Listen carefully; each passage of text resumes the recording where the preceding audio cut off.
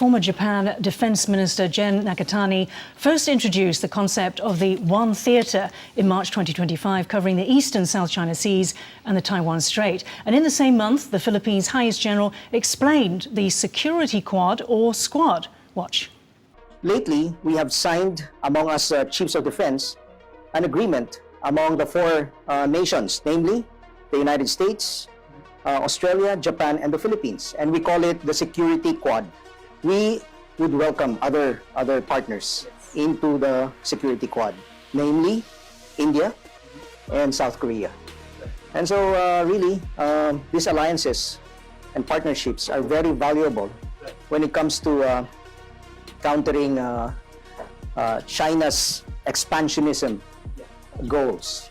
But the Squad grouping was likely first made official in 2024 when then US Defense Secretary Lloyd Austin met with his Philippine, Japanese and Australian counterparts in Hawaii. Now, there is the concept of a kill web to cover the One Theatre or the Squad. Tonglun, so, how close is this getting to an Asian NATO? Because there's one theatre, is there one force? Of course, there's a very strong urgency for all the countries to connect together, especially in NATO.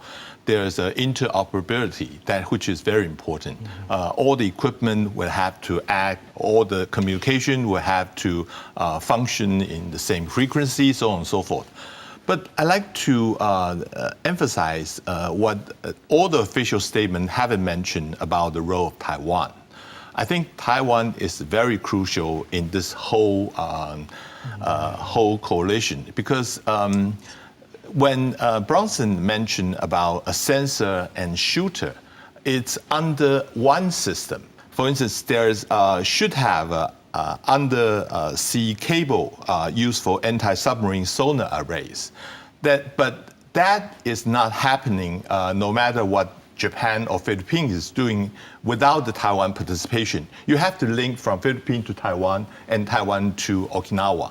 And that is the key if you want to find out which submarine is passing through the first island chains.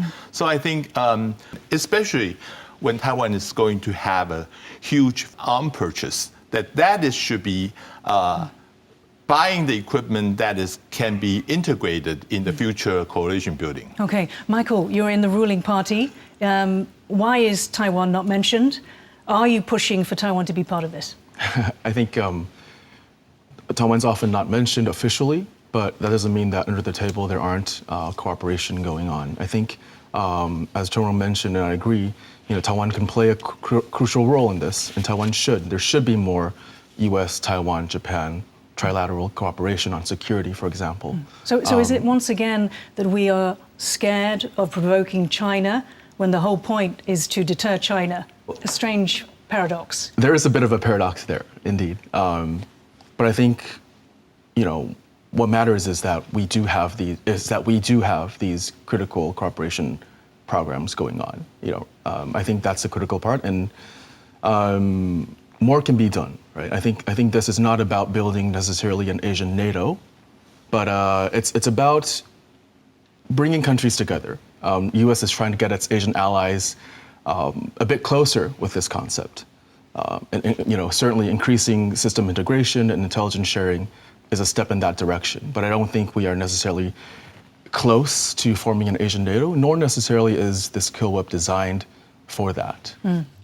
Tony, does this reflect, the power of China, that all these different militaries must come together in order to deter China? Actually, I think it's a reflection of a common enemy, rather than the size of the enemy. So, and I think Michael mentioned a little bit, there's a difference between formalized agreement and the actual... Which is the NATO model. Right, and operational coordination in a kill web. Kill web doesn't need a formalized agreement. It's a system. It's a system, it's a framework. And the latest arms sale that's stuck in late slavery and right now does have systems that allow Taiwan to play a role in a kill web. That's right. Okay, so kill web does not require formalized agreement, does not hopefully doesn't cause the kind of turmoil and blowback from a formalized agreement.